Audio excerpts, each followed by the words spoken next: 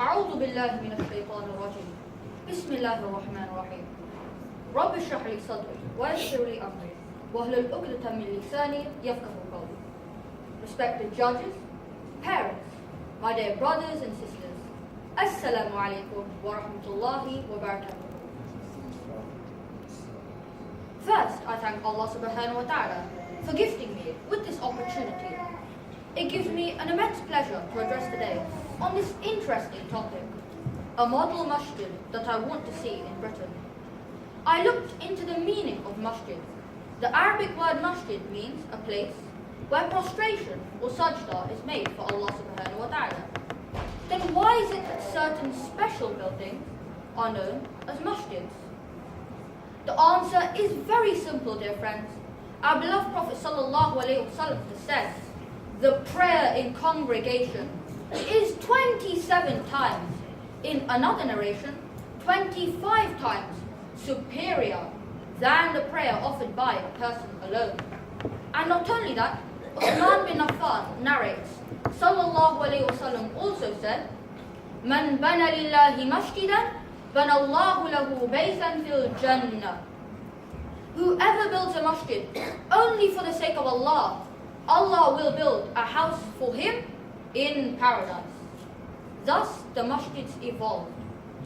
During our Prophet's time, the masjid was the heartbeat of the society. It was a place for sujood, it was a place for knowledge, the place for discussing current issues of the society and to find fruitful solutions. It was the place to receive foreign delegates, the place for guiding the society, and above all, it was the most welcoming place for non-Muslims to know and understand about Islam. Now, this triggers me to think, where do we stand right now? Islamophobia is hitting high across the globe. Islam is viewed as a threat. Isn't it saddening? What is the reason?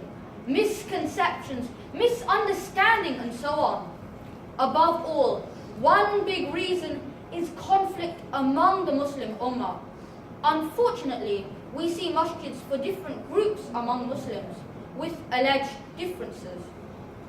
In fact, the purpose of congregational prayer itself is forgive and forget our minor differences and to bring up unity among the people to come together as one peaceful unit.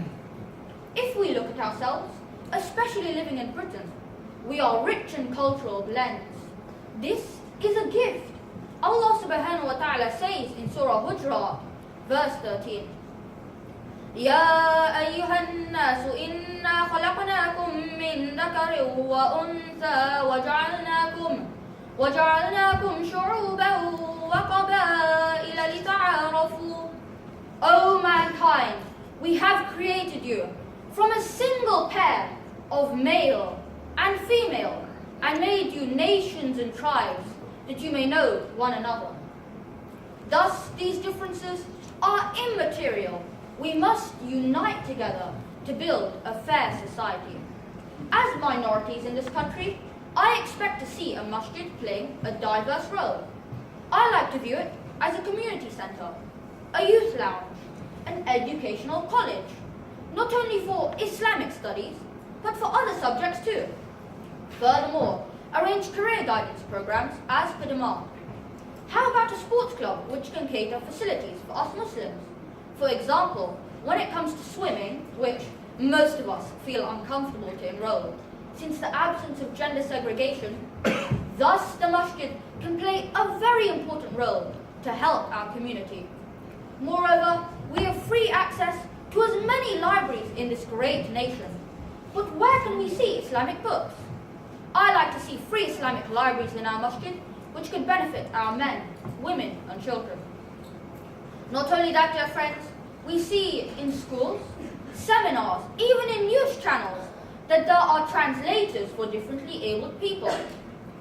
I would love to see sign language interpreters in our masjids, especially during the khutbahs in the future, inshallah. Most importantly, a masjid should be a welcoming place for any person, especially of all ethnic groups. It is time for us to respond to the anxiety the media has stirred up in the society at present to the extent to frame the masjids.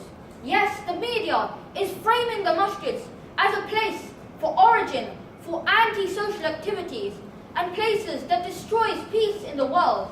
This has to change. We must rectify the misunderstandings.